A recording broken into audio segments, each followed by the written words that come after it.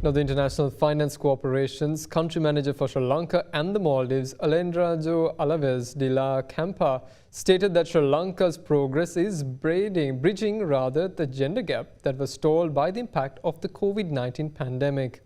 He made this remark speaking at the launch of the Top 50 Women Global Economic Forum and Top 50 Global Professionals and Career Women Awards 2023 in Colombo. Women in Management in Collaboration with Women in Work, a partnership between the International Finance Corporation and the Government of Australia, recently launched the Top 50 Women Global Economic Forum and Top 50 Global Professional and Career Women Awards 2023. The three-day event, which is to be held from the 15th to 17th of June 2023 in Colombo, aims to open global network opportunities for Sri Lankan women who are equipped with the potential and skills to contribute towards achieving inclusive economic growth.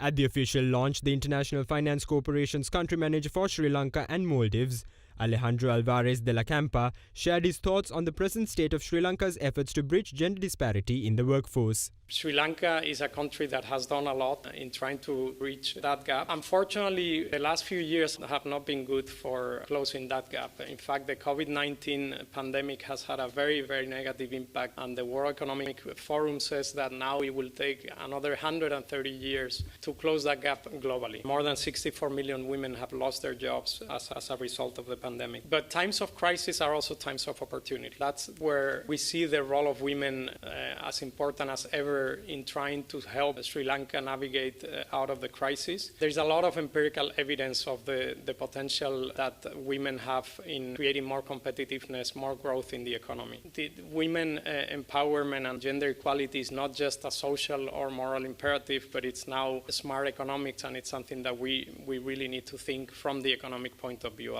Meanwhile, the Chief Executive Officer of the Hemas Group, Kasturi Chelaraja Wilson, highlighted Sri Lanka's greatest challenge in competing with the global economy. The biggest challenge we have in this little island, who has survived with protectionism policy, is that we don't have access to markets. We don't know how to access. And what we need is, how do you get networks out there? How do you have market access? How do you get channel access? How do you understand what consumers out there want? We think what we have here is what's relevant there. It doesn't work that way.